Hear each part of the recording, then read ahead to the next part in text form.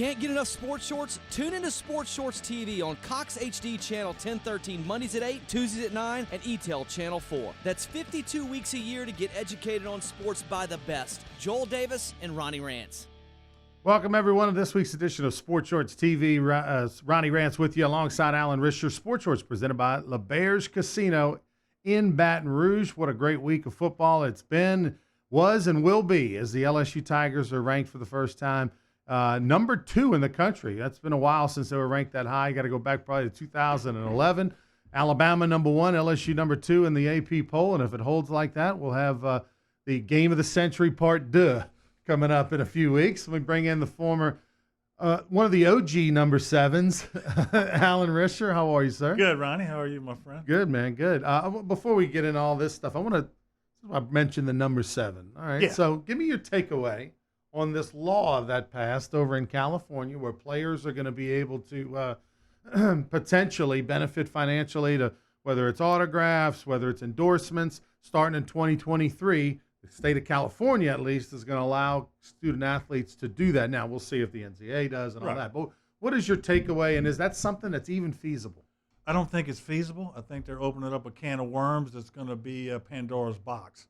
Because where does this stop? Right. I mean, I guess, speaking to me, I'm a traditionalist. I don't believe in the fact that these guys ought to be paid. I mean, they're being paid to, in quote, get an education, become a young adult, and get off into society. Football just happens to be a pathway in order to get that done.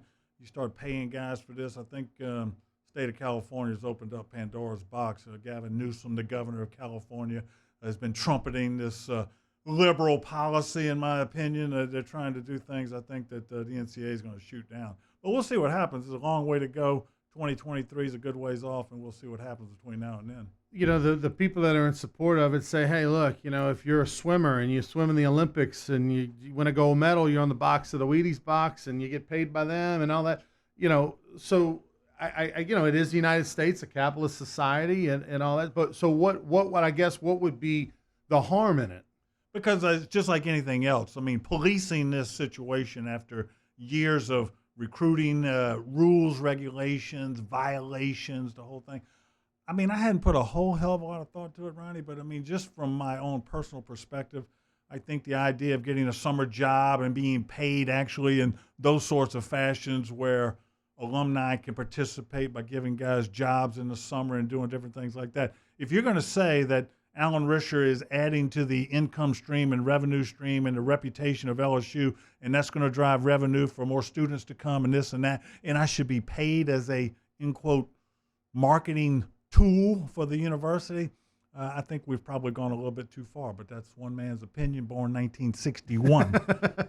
I would say that I agree with you from a standpoint of just how do you regulate it, right? It's going to be an awful police job. I mean, as it is now, we all know, wink, wink, nod, nod, that there's monies and things that get done behind the scenes. But, that's kind of like the old don't ask, don't tell policy in the military, Exactly.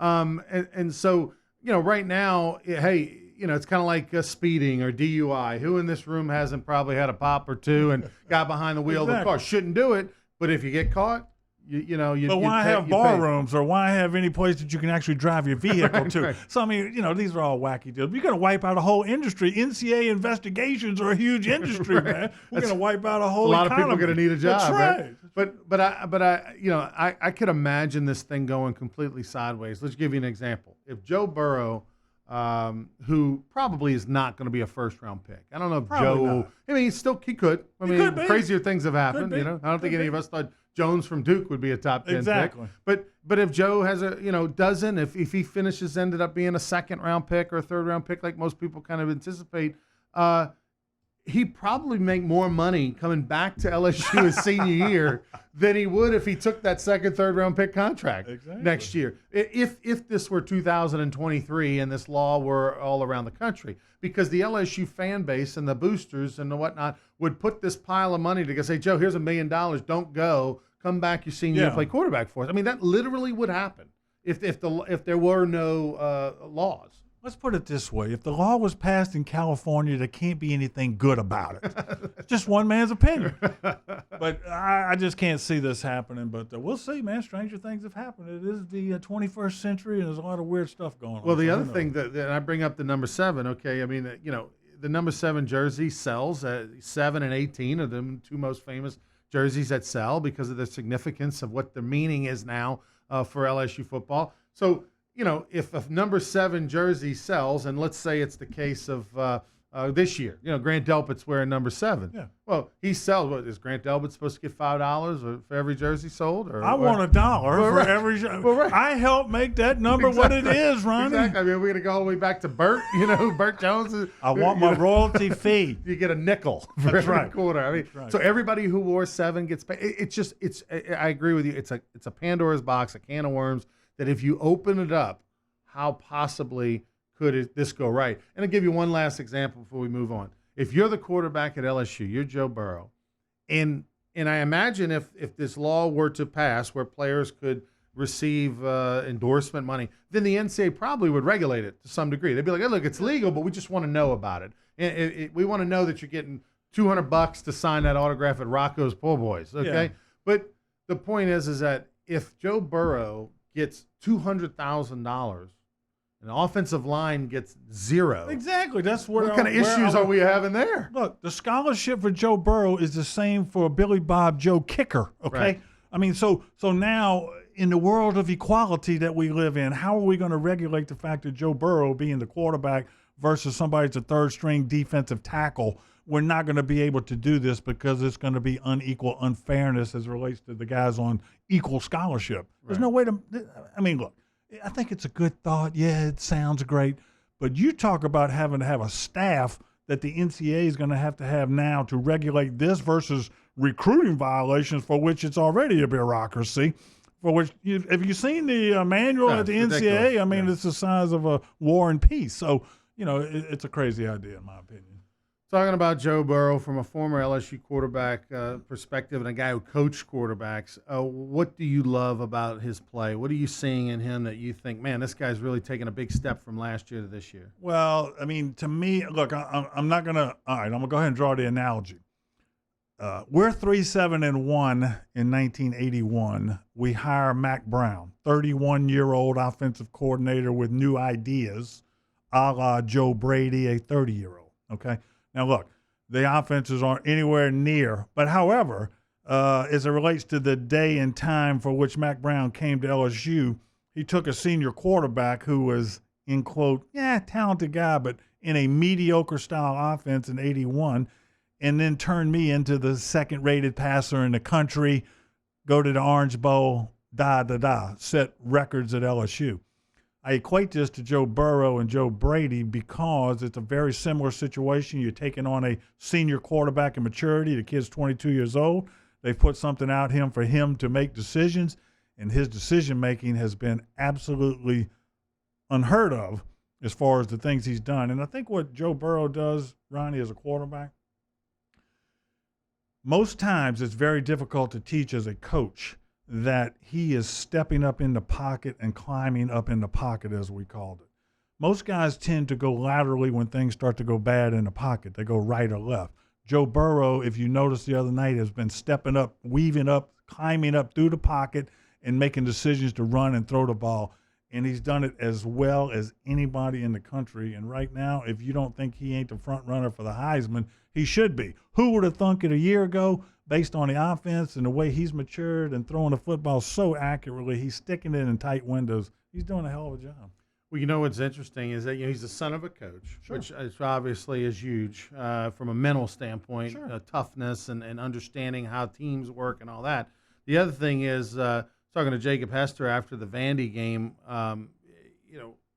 when Joe Burrow comes off the sidelines, generally gets on to, a lot of times he gets onto the phone. And he's talking to Ensminger and Brady up in the booth, and he's going over the last drive. All right, this is what I saw here. This is what I saw there. But he does it from memory, and for a veteran quarterback that's in the league, Aaron Rodgers or Peyton Manning, okay, that's fine. That's to be expected. But for a college guy to just be able to walk over and go, okay, here's the deal. On the first play, I said cover 2 here. When we ran it on the second, he does it from memory, and you don't see that very often in college football. Probably not. I mean, I think if I succeeded at all as a quarterback, it was from an intellectual standpoint, knowing what was going on in the secondary on most occasions. And I see that he sees that's what's going on, and he knows where to go with the football. His decision-making is pretty quick. He's only gotten sacked very few times. I mean, but if you're going to throw it 40, 50 times a game, you're going to get sacked. You're not going to see every blitz, every dog, everything that's going on back there. But to me, his decision-making has been impressive, and the accuracy for which he's throwing the football is unprecedented at LSU right now. Without being in, obviously you're not in the locker room and know what's going on behind closed doors, but from a former player, quarterback perspective, when you see what LSU's doing offensively, and I think Steve Ensminger, and I think he's okay with not getting a lot of credit. I mean, he's getting a big paycheck. But Steve did a good job when he took over for Etling when he came in, with when Coach O, and they turned him loose, and LSU, who is the highest scoring offense in the league and or most yards, whatever, when he took over on an interim basis. And then, hey, they needed to get the young, sexy, big name. So Steve had to take a back seat. Well, then all of a sudden that didn't work out with Canada, so now he's back in there. And then all of a sudden here comes Brady, and it's all about Brady. But what are you seeing, or what can you tell that Brady has brought to the offense to kind of complement a little bit of what Steve has been doing? Obviously Brady's bringing some Saints with Sean Payton type stuff, but what can you tell from a distance? Well, I don't know. I know they're calling plays together supposedly. Supposedly Brady calls the 2-minute drill, and Ensminger calls the game. Whatever. But what to me is going on is that Edwards-Helaire is the key to the offense, okay? I don't want to sound like a guru, but I said that this past week on Buddy Sanji's radio show that 22 was going to be the difference in the game Saturday night. As it turned out, he had some big plays in the Florida over 130 game, okay? on the ground. That's right, 130 on the ground. Because LSU's pass first now, run second, it's a whole different philosophy. But yet, the little out routes to Jefferson, things like this when you got 5 wide, to me, that's the difference. When you got 5 guys out there, you can run 5-yard square outs and things like that. That's more of a long handoff versus a running play. And I think this is what Brady and Ensminger together have brought to the LSU offense. Instead of turning around and handing it to a tailback, we're going to pick up 5 yards on first down, and then it puts us in a position on second and third down that we can do a lot of different things. And when you are passing first, running second, it's opening up a lot of holes for Helaire to get the ball, and he's a good football player. So they're on a roll, man. I wasn't totally convinced until the other night because I hadn't really played anybody. I wouldn't call Texas's defense the '85 Chicago Bears. But, now that they did it against a pretty good football team, I mean, it's going to be fun the rest of the way. Yeah, they scored 42, should have had 45 on the missed field goal, and heck, they only had the ball 20 minutes. Yeah, I know. Give game. Florida credit. I mean, right. Dan Mullen's a good football coach, but I think he outsmarted himself there a couple times down in the red zone. I thought he got a little too tricky. Got a little too cute. Sometimes you get too cute. I mean, it's 35-28. You got third and a foot, and you throw the ball in the end zone, and the Trask kid played unbelievable. He did. I mean, he really did. Got banged up, too. He got banged up from last week, and a guy that hadn't started a game in high school. Think about this. The guy didn't start a game in high school. Now he's in front of 110,000 people. Pretty impressive quarterback. He played well the other night. Yeah, no question about it. I thought Trask was, shocking. I think LSU probably intentionally really didn't do any dog blitzes or any stunts to the second half because they thought they could just rush 3-4, drop everybody, and he wouldn't be able to handle that. And they couldn't get pressure on him, and he handled it really well. Made some nice throws. I tell you, in this day and age in 2019, the receiving core for LSU and Florida together, they didn't drop a football the other night, in my opinion. They're catching everything. I mean, it's amazing. And to see guys running routes and catching balls in tight windows and stuff, and the ball never really hitting the ground, Burrow was 20 or 24. 21 or 24. Yeah, something crazy like that. The ball ain't getting on the ground. You don't see that very often, and it's really amazing. Both teams. Florida's receivers made great catches in the end zone. So. For as many balls that are in the air, for none to really hit the ground, other than when occasionally it is. I was 21 or 26 against Ole Miss one time my junior year, and I actually had 2 of them thrown to Ole Miss, so I was 23 or 26. Only 3 hit the ground, but I had a couple of picks in there. He's Alan Risher, former LSU Tiger quarterback. Sports Shorts presented by LeBear's Casino. Go by LeBear's, check them out. They had Better Than Ezra in concert this past Friday night. Got Parish County Line coming up the Friday before LSU Texas A&M. So a lot of great shows. Go to Ticketmaster.com to check out the goings-on over at LeBear's Casino in Baton Rouge. We'll take a break. When we come back, you're going to enjoy this next segment. We got a lot of pictures for you, a lot of color. They're a little grainy, but we got some photos of Al. We'll talk about his Salmon days, the LSU Tigers, and a whole lot more. Don't go anywhere.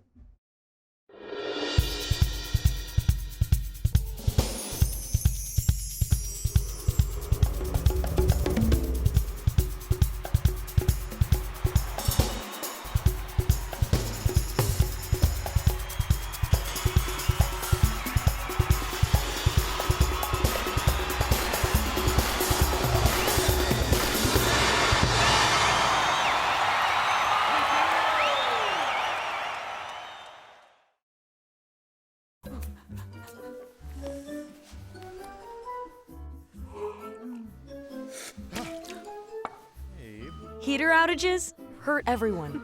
Don't be a victim. Call Accutemp and schedule your maintenance check today.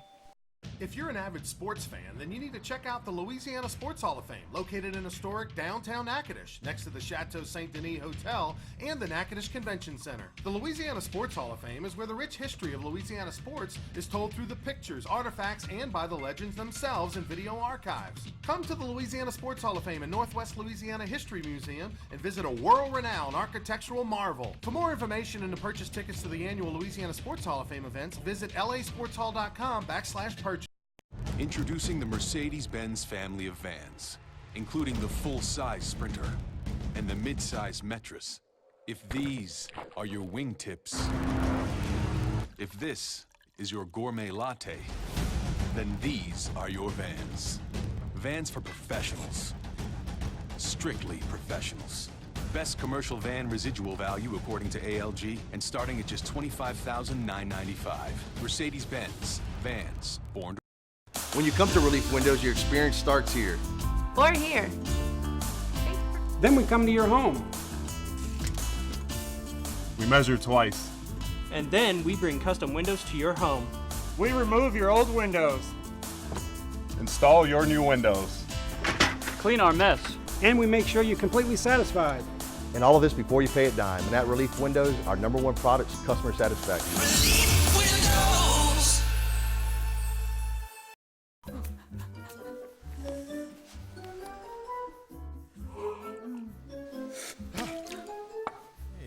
Heater outages hurt everyone. Don't be a victim. Call Accutemp and schedule your maintenance check today.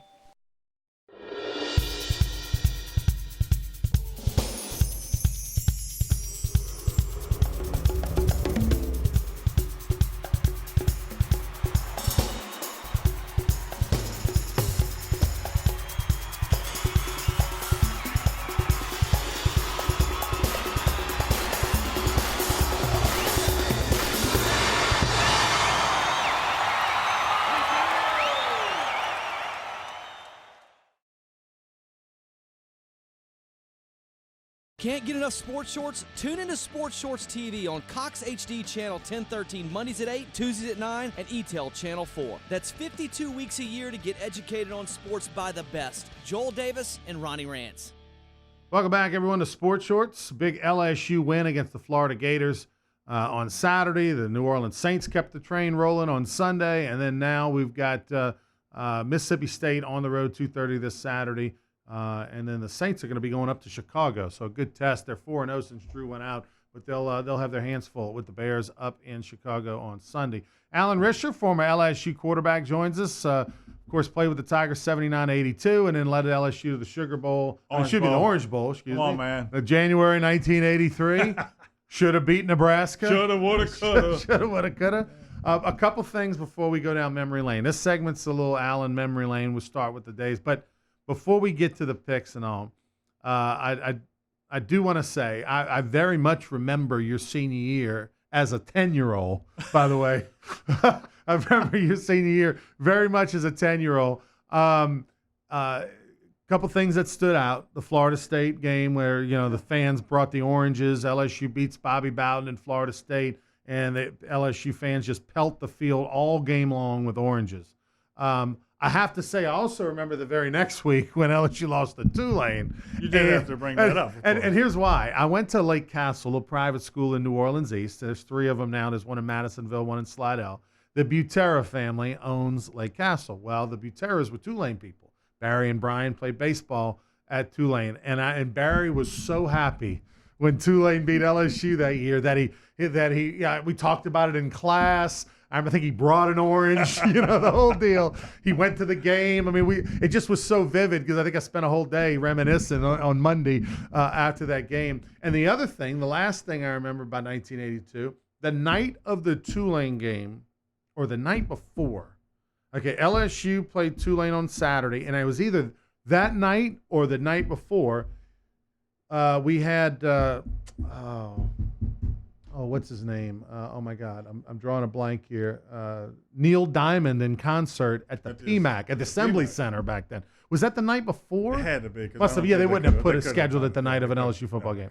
But so on Friday night before the Tulane game, you had Neil Diamond, which was coming off of this big record, "Turn on Your Heart Light" from the E.T. soundtrack, and then the next day LSU Tulane. I mean, the things you remember, right? It seemed like a terrestrial event. The Tulane game was a nightmare. You think y'all were maybe partying all week after the Florida State win? Well, back in the old days, they awarded bowl games way before the season was over. That's crazy. So, I mean, we would all celebrate, man, we're going to a major bowl. We're going to the Orange Bowl to play Nebraska. We're ranked 6th in the country, and we forgot we had one more game. All right, let's go down memory lane. So people may not know that Al was the punt, pass, and kick national champion at the age of what? 8? I'm going to tell you a quick story. I'm not going to make this long, okay? I just got out of church. I'm 8 years old, my second year playing tackle football, and I'm at my friend's house, and his dad walks out the house. I'm in my black sole shoes, my little button-down shirt, my slacks, and we're throwing the ball out in the front yard. His dad walks out the house and says, "Hey, I'm going to officiate the punt, pass, and kick down at Slidell High. Do y'all guys want to go and watch?" I said, "Let me call my dad and see if I can go." So I went with him, okay? And I'm sitting up in the stands, and his name was Jake Dunham. Jake looked up at us and he goes, "Hey, for $2, y'all can participate if you want to. There's an 8-year-old deal." I said, "Yeah, put me down." But I got black sole shoes on, and I got my clothes on. Well, I go down there, and I could throw it a little bit back when I was 8, of course, and I win. And this is a true story. So I win in my church clothes, the punt, pass, and kick at Slidell High. I go to New Orleans to Metairie Playground the next week, and I win again. And then I win again. And then I'm in the Saints uni against the San Francisco 49ers Saints game in the old Tulane Stadium, and I win again. And so the moral of the story is you never know what's going to happen to you in life, man, because I wind up going, to Miami, win the national championship for the punt, pass, and kick, the first participant ever from the state of Louisiana to win the whole shooting match. That's awesome. And it's a crazy story. You just never know what's going to happen to you. So when you went to Miami for the Nationals, it was the middle of a Dolphins game? Or no, was it actually, there used to be an NFL playoff consolation game because guys got paid a little more money back in the day if you weren't going to the Super Bowl. It was the 2 losers of the division championship game. It was the Cowboys and the Rams. I did not know they did that all my life. 1969. The game was played in 1970. It was the Rams and the Cowboys in a consolation game for pay. That is I bet that was the worst game you've ever witnessed. Awful. The weather stunk. I mean, guys had no motivation, just don't want to get hurt. Money. Just but back in the day, it was money. Right. It was money. Yeah, that's unbelievable. Yep. So then you head on to high school, go to Salmon High School, play football, baseball, basketball, became all-state in all 3. Yeah. Got a great photo here of you from back in the day. My question is, how did you come up with the number 20? All right, here's the story behind that, okay? As a freshman, I got to Salmon. I was a highly regarded guy, when I got over there. And we had a senior quarterback at Salmon. And so to start the year, when I got there in the fall, we had a senior tailback too. He gets hurt in training camp. And so I wound up being the starting tailback for the first varsity game that year. And they stuck number 20 on me because it was a running back number. Well, I thought that was kind of different and cool. So during the course of the season, they benched the senior quarterback and put me starting the quarterback as a freshman for the varsity. And so I decided to keep number 20 because I thought that was cool. I remember John Hadle wore 21. I said, Rich is going to wear number 20. I'm going to be different. And so that's how I kept 20 the rest of the way. By the way, this photo, let's zoom in on this photo here for a minute. Salmon not big on maintaining their grass. We used to have it 6 to 8 inches because we were all slow, and we wanted. I think that's actually the practice field. Is that the side field of the stadium? That's the side, but the mowers hadn't come out yet. So you end up going to LSU. Was there a number 2? Was there a school that was recruiting you hard that you really considered? Well, my dad was at LSU between 56 and 60, the days of yore, Billy Cannon, the whole deal. So really I didn't have much of a choice if my dad was going to be the influence on where I was going to school.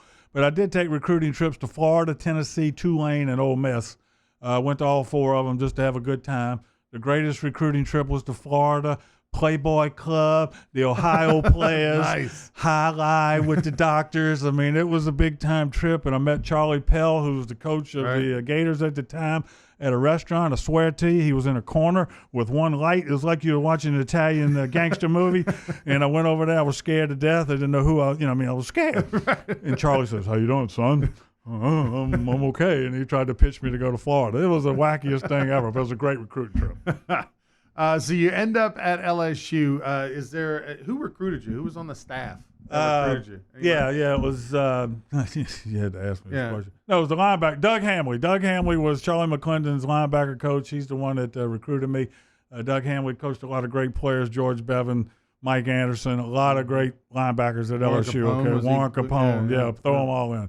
And anyway, he was a recruit, but they didn't have to recruit me too hard. I mean, I was coming up here pretty much, the whole time. When you get to LSU, there was great running back Charles Alexander. No, he had already gone. Oh, he was already done? He was gone. His last year was 78. I got here in the fall of 79. His senior year was 78. Okay. Alexander the Great.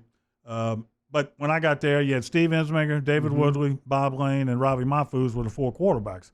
All 4 of them wound up having some stint in pro football. So I was the 5th wheel as a freshman. Played baby bingo football. We went 3-0. But they were playing freshman football back in 79, so we had JV games. David Woodley kind of surprised some people with his pro career. Not unexpected how well he did play in the Super Bowl with the Dolphins. He was like the running guy, right? I mean, because even with the Dolphins, he was like, you had Strock and, who was the thrower, and then you had Woodley, who was the runner. But really, Woodley never got credit enough for being a good thrower. I mean, he threw the ball well. And, I mean, but, McClendon's offense was, rotating Ensminger and him. And, theoretically, Ensminger was the thrower and Woodley more the option guy and whatever. But he could really kind of throw the football. And David was a little bit of a eccentric character, let's say. Yeah. And, he died as a young man through alcohol abuse and liver failure and all kind of things. But he was a really different cat. But, so my freshman year, I was really a nothing burger, as they call it, because I'd show up for practice and really do nothing. When did you get your chance? When did it finally, happen for you that you could see the light that, okay, I'm going to be the quarterback? Well, I'll tell you another quick story. I was terrible when I got here as a freshman. I was so scared. I was the first parade high school All-American LSU had recruited since Jones. They thought I was the savior. I was terrible. I remember Charlie Peavy walked up to me and said, "Son, are you ever going to make a decent pitch on the option? Everything you do is on the ground."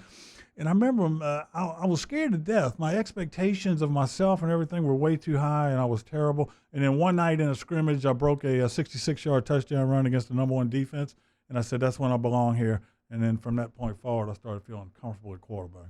As we Nathan, roll through some photos here from the LSU days. I want to, as we take a trip down memory lane, Charles McClendon. You played for Coach Mack. What do you remember about Coach Mack? What made him so successful? Well, Charlie McClendon was one of the great defensive minds of all time. I mean, people don't give him enough credit, but LSU's defenses in the 70s, the only people they really never could stop was Alabama's Wishbone. And, I mean, he was a disciple, obviously, of Bear Bryant at Kentucky. When Bryant was at Kentucky, McClendon was at Kentucky with him. And obviously he coached with Paul Dietzel. When Dietzel left and went to Army, Charlie McClendon got the job. But Coach Mack was a big-time personality, Charlie Mack, I mean, the whole deal. And he had a lot of success in the 18 years he was coach. When I got there, he was a lame duck. I already knew he was going to be out after the 79 season, so the guys played hard for him. We wound up going 6-5, won the Tangerine Bowl against Wake Forest, and finished up 7-5. When you were, I guess when you when Charlie, man, that's an Arizona Wrangler photo right there. That's a Wrangler photo. That was at 83? Yeah, that's 83 right there. Yeah. That's in the old blue Wrangler jerseys. I had a couple of bad games with the blue jerseys on too, but anyway. We'll talk Arizona Wranglers in a minute. We'll continue talking some LSU. When Charlie Mack retired or unceremoniously was kind of pushed out. Right. I'm sure that was. I mean, you're there. You are middle of your career, and I mean, you're wondering who the heck's going to be the next coach. We know it was Bo Ryan. Of course, he never got the chance to coach at LSU after the tragic plane crash. But who were you did you have a dog in that fight? Was there somebody you were pulling for, or were you Bo Ryan? Well, it's funny, because Paul Dietzel was doing a lot of the recruiting due to the fact that Coach Mack was being shoved out, okay? And Dietzel's the athletic director at LSU. They brought Dietzel back basically to get rid of Coach Mack, okay?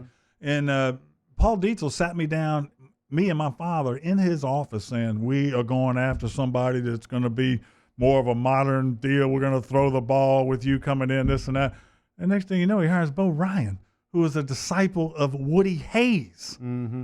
Running the veer option at North Carolina State. And I'm thinking, what in the hell is going on here? But I knew I had an advantage over Robbie Mahfouz and Bob Lane. They really couldn't run. And I could run the ball and run the option. But anyway, it was a little bit of a strange pick in our heads. Bo Ryan, obviously, that never makes it really to LSU. Jerry Stovall kind of takes over the interim role. Who was your offensive coordinator there under Jerry? Well, the first year, because he inherited the staff from North Carolina State, these guys were already under contract. They'd already moved, okay, and they had a 2-year deal. So, I mean, at LSU at the time, it was unheard of to get rid of a staff. Monetary contracts were not going to be paid out on the assistants, okay? So Bob Gatlin was the quarterback coach, and George Ballou was the offensive coordinator, and they were gurus of the North Carolina State veer option attack. The Bill Yeoman thing from Houston, okay? The Bill Yeoman made the veer what, Darryl Royal and Emory Ballard made the wishbone back in the 60s and 70s, okay? So, anyway, we ran the veer, had some success at it, but you had to have a heck of an offensive line, and as we moved into the deal, we didn't have the people to block it, so we went back to the pro set I midway during my junior year, and then obviously Mack Brown came into my senior year and kind of changed things. How long was Mack Brown at LSU? 1 year. Just the 1 year? 1 year. Then he went to Tulane, right? No, actually became the head football coach at Appalachian State. Okay. And then he left there and became the offensive coordinator at Oklahoma.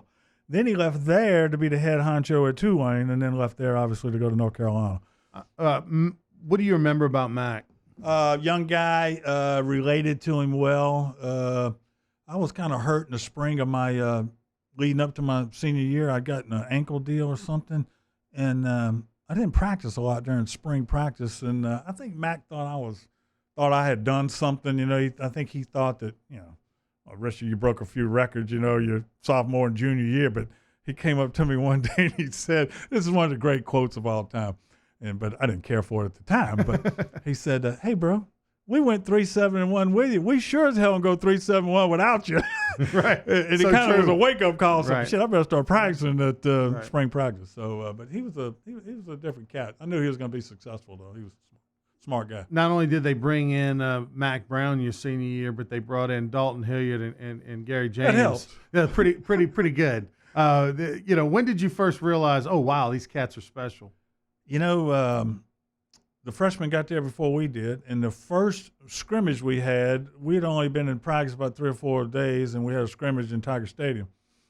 And nobody ever heard of Dalton Hilliard. I mean, coming from Patterson, he was not anything, highly recruited or anything. And we had run a little bit of a tailback option route kind of offense to the weak side of the offensive formation, and I wound up throwing a lot of option routes to Dalton Hilliard. And I remember the first scrimmage, I threw him 2 of them out there, and he turned my little 8-yard deal into about a 26-yard gain. And I looked at Mack Brown and said, who is this guy? He goes, that's our starting tailback. And from that point forward, he was unbelievable. So, it was like out of nowhere, 21 showed up, and he was the best football player, pound for pound, that I'd ever seen or played with, and I'll tell him this to this day. One of the nicest guys and greatest teammates you'd ever be around. Well, recruiting was so different back then than it is now. I mean, only the top 10 players in the country did you know who they were. Exactly, Everybody else was a mystery, or maybe they knew of you in local lore, Right. but outside of your city, nobody really knew who you were. Wasn't until the 90s when recruiting nationally started taking off. He's Alan Risher. I'm Ronnie Ranch. You're watching Sports Shorts presented by LeBears Casino. When we come back, we'll take you a little bit into that special Orange Bowl season, a little bit beyond as Alan had some pro days, and then we'll talk some more LSU and Saints. Don't go anywhere. We'll be back right after this.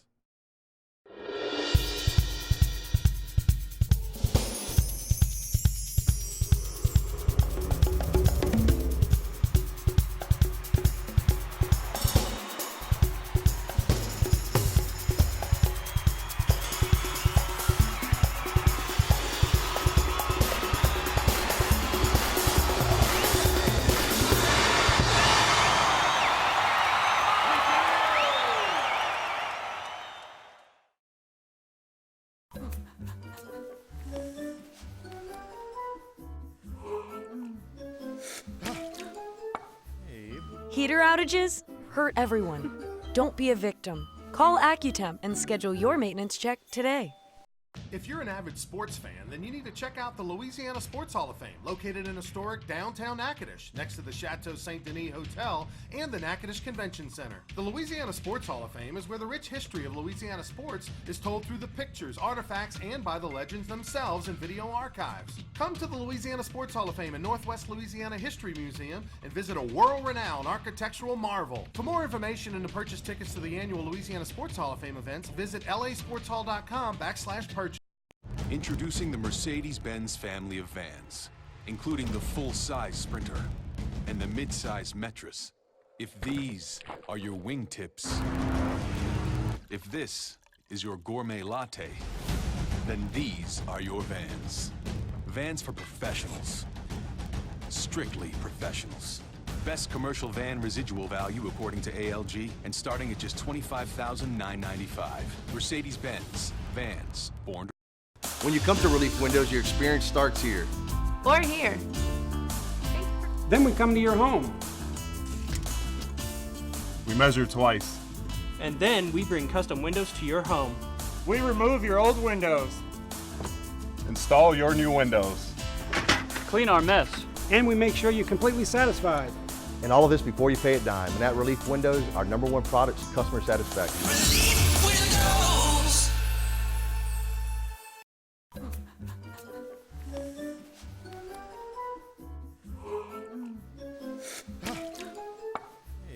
Heater outages hurt everyone. Don't be a victim. Call Accutemp and schedule your maintenance check today.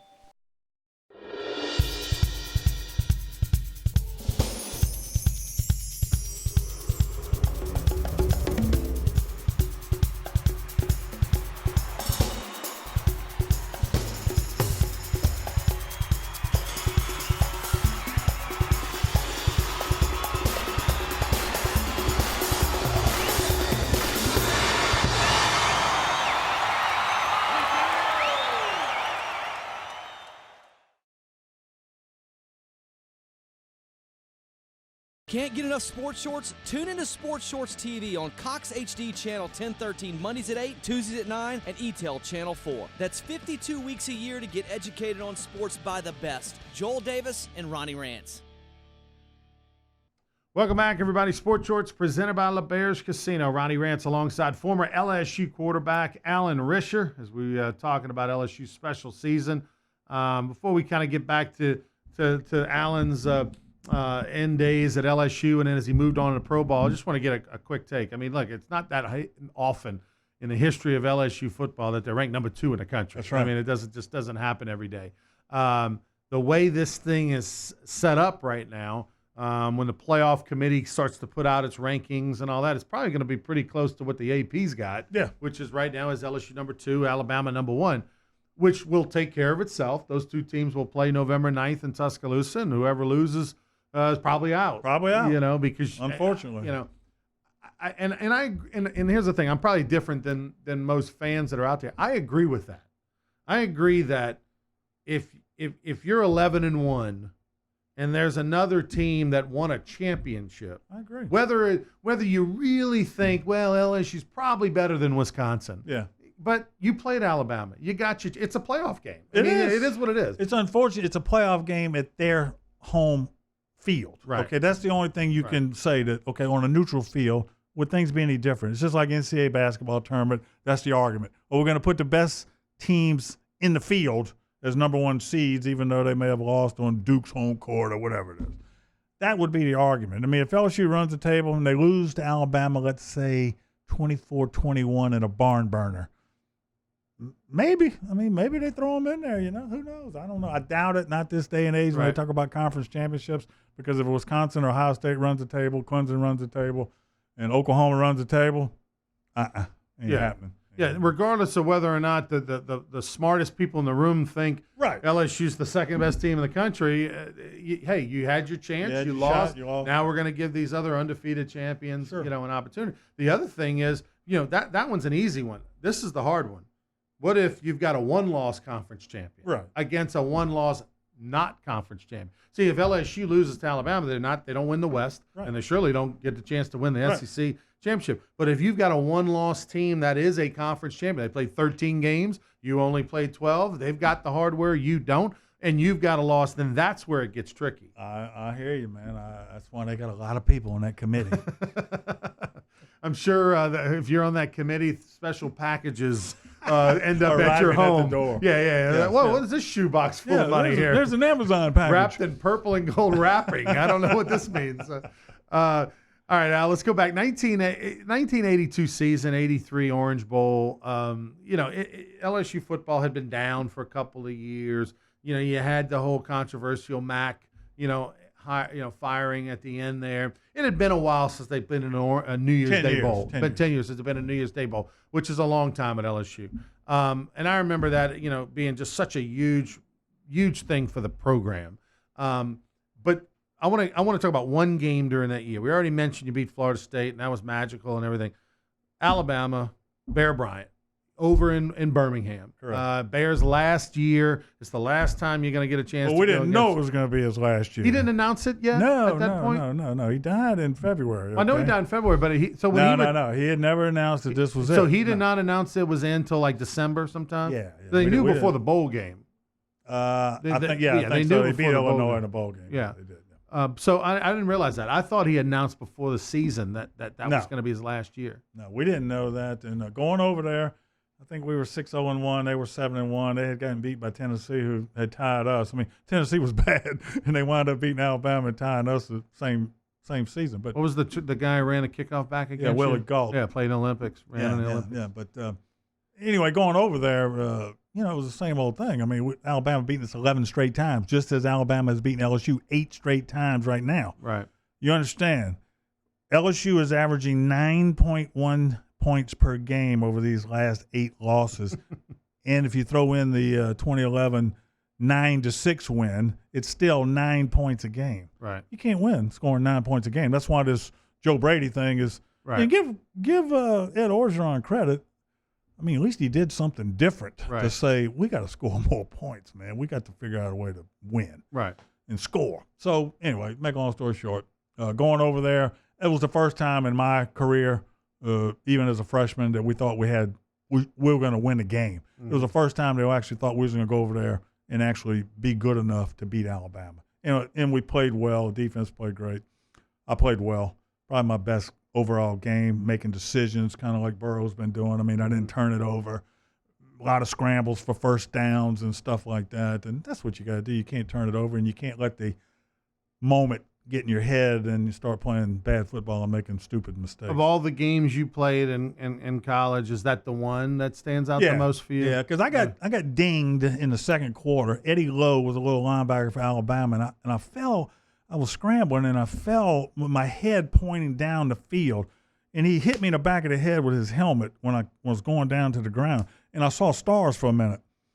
But I wasn't concussed, but I went black for a minute. And so I took myself out of the game because I thought, I felt weird right there for a minute. So Timmy Bird was backing me up at the time, and he came into the ball game for a series of downs, and then I went back into the game. But there for a minute, I was a little worried that I thought I may have got my bell rung, but I went back in the game, and thank God I could remember the playbook. Let's just advance to the Orange Bowl. You take on Nebraska, another legendary coach, and Tom Osborne, great program. First of all, what was the experience like as a youngster from Slidell, Louisiana, going to the Orange Bowl? I mean, I'd been in the Orange Bowl before when I was 8 years old. Okay, now you could get into the bars. That's in right. Miami. But what happened was, people don't remember this, but the Cuban riots were going on in Miami. Oh wow! The week before the game. Okay, we get off the airplane. This is no kidding. We get off the airplane. We're on the bus heading to the hotel. There are cars burning on off ramps on the interstates. So we're in a lockdown in the hotel. The first 2 nights we're there, there's gunfire. There's all kind of craziness going on in Miami. So to be quite frank with you, the whole trip was a bust. Right. I mean, the last couple of 3 days was okay. We got to go out the hotel and actually experience the Orange Bowl experience. But when we got there, man, it was rioting in the streets and everything else. So, the experience itself wasn't that great. But the ball game, was Nebraska fired up to play an 11th-ranked LSU who had just got beat by Tulane, and Nebraska really didn't have a chance to win the national championship that year. I think they were ranked 3rd or 4th at the time, and they weren't going to be in the mix. I don't think they were up for the ball game. They turned the ball over 5 times, and we still couldn't win. 5 turnovers. We're up 17-7 midway through the 3rd quarter, and the game turned on a fake punt. Clay Parker bobbled a snap. Thought he was going to take off and run for a first down. He gets nailed. They get the ball at midfield, go down, score, turn the game around. We never recovered. We had 4th and 4 at the Nebraska 19-yard line with 5 minutes left in the game. Jerry Stovall decides to kick a field goal. Where were we going to get the ball back from this Nebraska offense? As it turned out, we never got the ball back, and they won 21-20. I'll tell you a funny story about Clay Parker. You just mentioned Clay Parker. He was a punter. Barefooted punter, by the way. Barefoot. Who took off running barefoot. Barefooted punter. That's all you need to know. But he was also a heck of a baseball player. A great pitcher. And he got to the major leagues as a pitcher with the Yankees. And Clay Parker was on Coach Bertman's first team at LSU in 1984. And, things were quite different under Coach Bertman than they were under Jack LeMahieu before Skip, meaning like they practiced. And so Coach Bertman, there's always, anytime a coach takes over for another coach, that first year is always a tough one. It's a transition year because you're implementing your system and style, and it's usually not a great camp. It's usually hard and all that because you're seeing who's going to buy in or not. And I remember Coach Bertman tells a story, one of the first practices he ever had, he brings out a folding chair, and he sits in the folding chair in the outfield while the pitchers were running after practice. And so he tells the pitchers, hey, all right, I want you to run these poles, and this is what we're going to do. He tells them what to do. All right, take off. And so the guys are out there on the foul line running poles and stuff. And Skip's sitting in a chair just watching them, All of a sudden, Clay Parker, he runs a few and then decides he's got what he needed, And so he, takes off, just stops and takes off his shoes, puts on his tennis shoes, grabs his bag, starts walking in, starts heading towards the locker room, And Skip goes, hey, big guy, where you headed? What are you doing? And looks with this, shocked look on his face. And Clay just, nonchalantly goes, oh, Coach, I'm good. I got what I needed. And Skip goes, ooh, listen, come back here. You're going to run until I tell you to stop. You don't get to choose when you stop. You just keep running. I'll let you know. And so Clay and Skip had a little bit of a tough first year, it obviously worked out for Clay, made the big leagues. He's just not at LSU baseball reunions these days. He's Alan Risher. I'm Ronnie Rance. We'll take a timeout. We come back. We'll take you down a little Arizona Wrangler days, and then we'll talk some more LSU football as the Tigers talk about Alan. We'll see what Alan thinks what LSU needs to do to put themselves in the national championship playoffs. That's coming up next.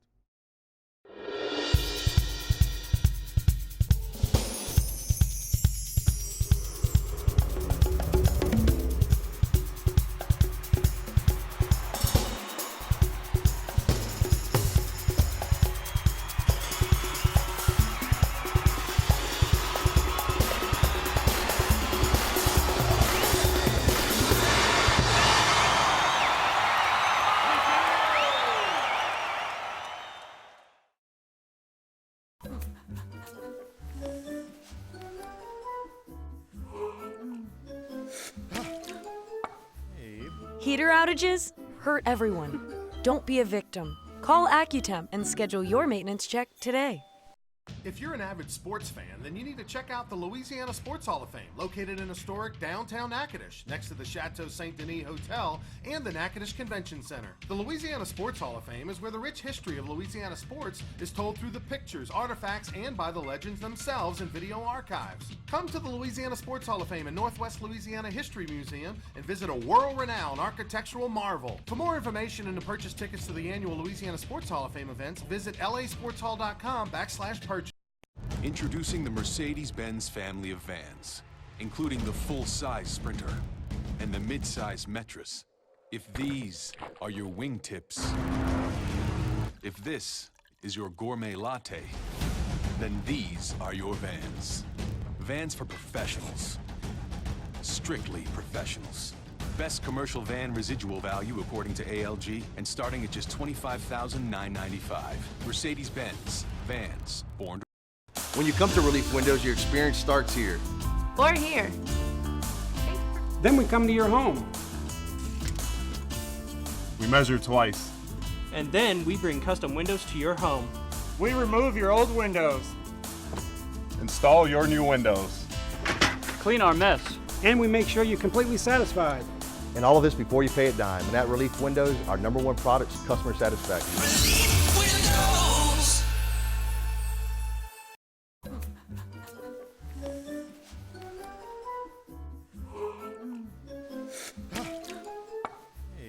Heater outages hurt everyone.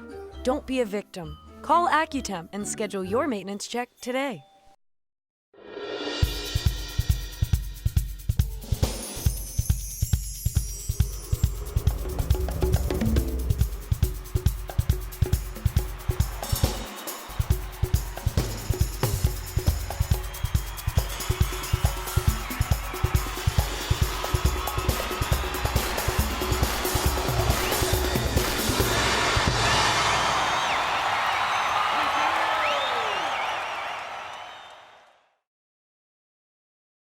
Can't get enough sports shorts? Tune into Sports Shorts TV on Cox HD Channel 1013 Mondays at 8, Tuesdays at 9, and ETEL Channel 4. That's 52 weeks a year to get educated on sports by the best. Joel Davis and Ronnie Rance.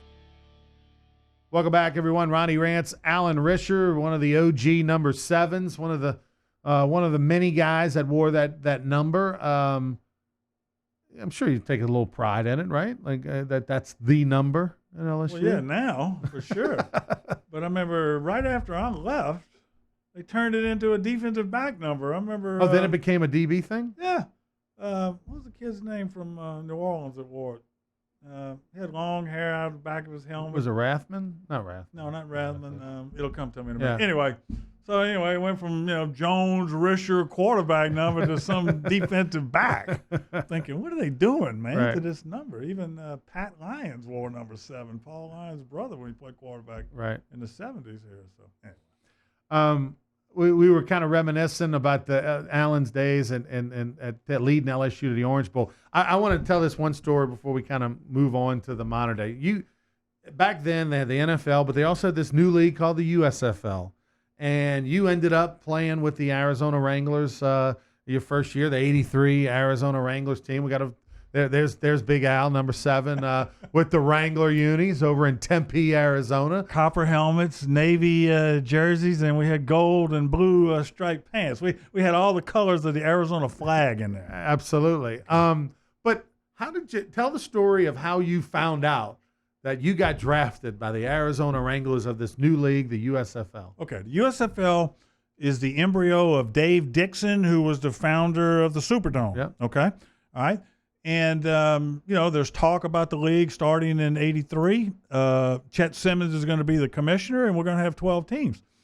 Well, 1983, you pick up the Morning Advocate was the way you got your news, your sports news. I play in the '83 Senior Bowl in Mobile. The NFL scouts aren't crazy about Risher. They think, you ain't got a big enough arm. You ain't this, that, and the other thing. So I heard the USFL draft was happening, but, ESPN at that time had only been around 2 or 3 years. There was no live, nothing going on. It's a true story. I can't make this up. I pick up the paper after the USFL draft that happened the day before just to see what the heck happened. And I look in there, and lo and behold, I'm the 15th round pick of the Arizona Wranglers. Who the hell are the Arizona Wranglers? So I come to find out Harry Humes, who had been with the Saints forever, is the president and GM of the Arizona Wranglers. And I figured out that's why I got drafted. Harry saw me play at LSU, and he wanted to give me a shot out there. So immediately, I knew Jimmy Field, my agent. Jimmy, I love you. He had represented some guys, Greg LaFleur and some guys in the NFL. So I called Jimmy that day. I said, Jimmy, looks like I got drafted, man, in the USFL. Can you help me? He goes, yeah, be happy to represent you. Went down, visited with him, and then my representation started. We started negotiating with the USFL, and that's how I really found out how I got drafted. And I decided to go because they gave me a $25,000 signing bonus just to put my ink on the contract, bro. And I was a rich 21-year-old at the time. So we went for it, and it all worked out. What you signed for 25? What was your contract? My salary was $55,000, and I had some incentives for starts and performance. So between the signing bonus, my salary, and starting incentives and performance, I made right at about $102,000 my rookie year in the USFL. You were rolling. I was rolling in cheese. You were 1983. You were rolling. So got lucky. Was smart enough with my money that I lived a $25,000 a year lifestyle out in Arizona. Saved a little money those 4 or 5 years. I wound up, being paid, and worked out okay. You get over in Arizona. We have that 83. Put that 83 team up there. From those Arizona Wrangler days. What do you remember? Who was your coach, by the way? Anybody? Doug Shively, former linebacker coach for the Saints. Him and Harry Humes were together in New Orleans. Doug Shively had a long history of coaching in the NFL. There's the old 83 Wranglers. Oh, that's a keepsake right there. It's a great photo.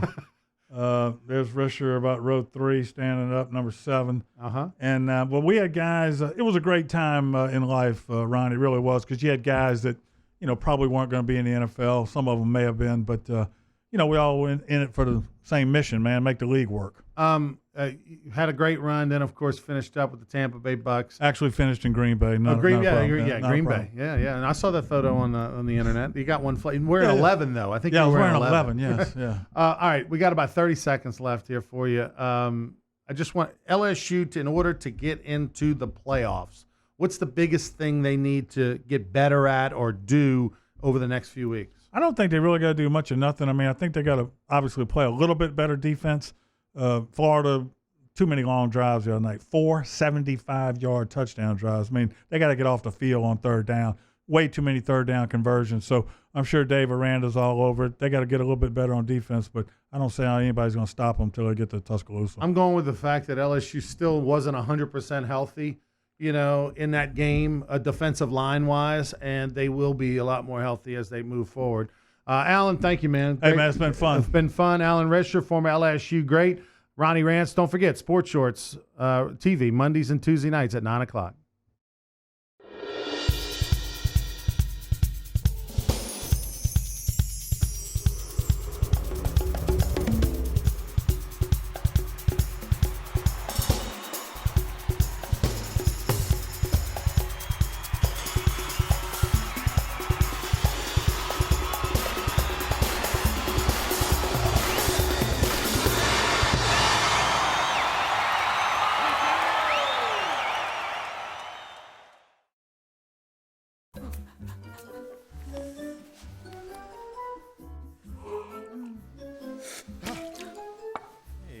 Heater outages hurt everyone. Don't be a victim. Call Accutemp and schedule your maintenance check today. If you're an avid sports fan, then you need to check out the Louisiana Sports Hall of Fame, located in historic downtown Natchitoches, next to the Chateau Saint Denis Hotel and the Natchitoches Convention Center. The Louisiana Sports Hall of Fame is where the rich history of Louisiana sports is told through the pictures, artifacts, and by the legends themselves in video archives. Come to the Louisiana Sports Hall of Fame and Northwest Louisiana History Museum and visit a world-renowned architectural marvel. For more information and to purchase tickets to the annual Louisiana Sports Hall of Fame events, visit lasportshall.com/purchase. Introducing the Mercedes-Benz family of vans, including the full-size Sprinter and the mid-size Metris. If these are your wingtips, If this is your gourmet latte, then these are your Vans. Vans for professionals. Strictly professionals. Best commercial van residual value according to ALG, and starting at just $25,995. Mercedes-Benz. Vans. Born to... When you come to Relief Windows, your experience starts here. Or here.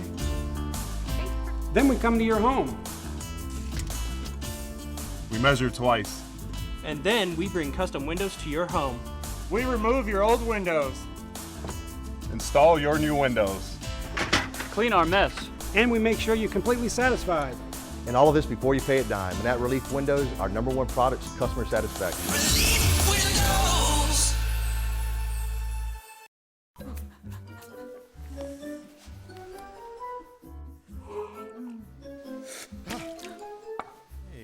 Heater outages hurt everyone. Don't be a victim. Call AccuTemp and schedule your maintenance check today.